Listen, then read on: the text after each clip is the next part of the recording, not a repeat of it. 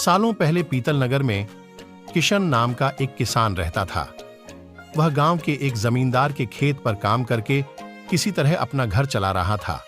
पहले किशन के भी खेत थे, लेकिन उसके पिता के बीमार होने के कारण उसे अपने सारे खेत बेचने पड़े।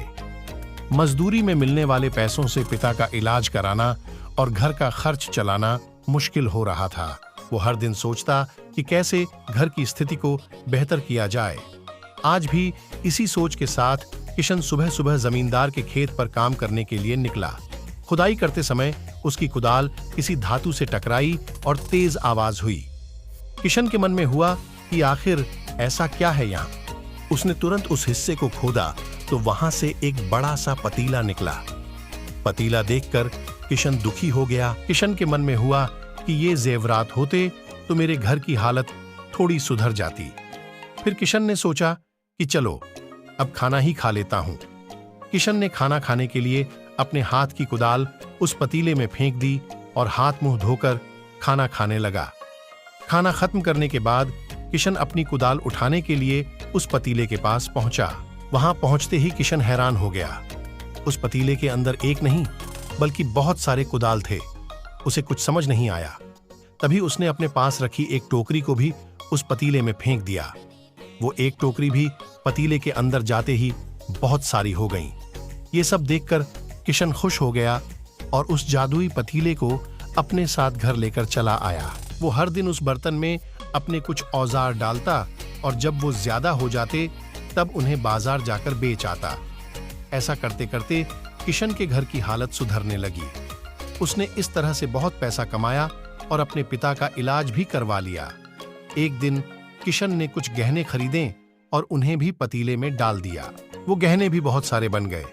इस तरह धीरे धीरे किशन अमीर होने लगा और उसने जमींदार के यहाँ मजदूरी करना भी छोड़ दिया। किशन को अमीर होते देख जमींदार मोहन को किशन पर शक हुआ। वो सीधे किशन के घर पहुंचा। वहां जाकर उसे जादुई पतीले के बारे में पता चला। उसने किशन से पूछा, तुमने ये पतीला कब और किसके घर से चुराया? डरी हुई आवाज में किशन बोला, साहब, ये पतीला मुझे खेत में खुदाई के समय मिला था। मैंने किसी के घर चोरी नहीं की है। खेत में खुदाई की बात सुनते ही जमींदार ने कहा, यह पतीला जब मेरे खेत से मिला तो यह मेरा हुआ। किशन ने जादुई पतीला ना लेकर जाने की बहुत मिन्नतें की, लेकिन जमींदार मोहन ने उसकी एक नहीं सुनी। वो जबरदस्ती अपने साथ वो जादुई पतीला लेकर चला गया। जमींदार ने भी किशन की ही तरह उसमें सामान डालकर उन्हें बढ़ाना शुरू किया। एक दिन जमींदार ने अपने घर में मौजूद सारे गहने एक एक करके उस पतीले में डाल दिए और रातों रात बहुत अमीर हो गया। एकदम से जमींदार के अमीर होने की खबर पीतल नगर के राजा तक पहुंच गई। पता लगाने पर राजा को भी जादुई पतीले की जानकारी मिली।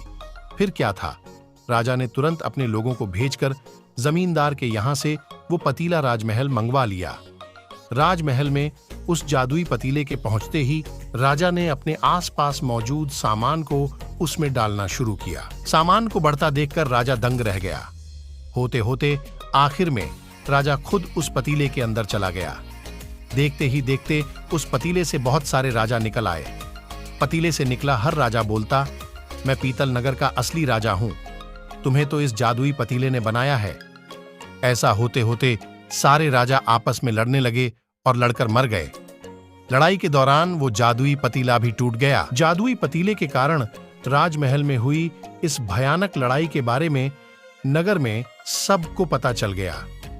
इस बात की जानकारी मिलते ही मजदूर किशन और जमींदार मोहन ने सोचा, अच्छा हुआ कि हमने उस जादुई पतीले का इस्तेमाल सही से किया। उस राजा ने अपनी मूर्खता के कारण अपनी जान ही खो दी। कहानी से सीख, जादुई पतीले की कहानी से दो सीख मिलती हैं। पहली कि मूर्खता का अंत बुरा ही होता है। दूसरी यह कि हर सामान का इस्तेमाल संभल कर करना चाहिए। अति हानिकारक हो सकती है।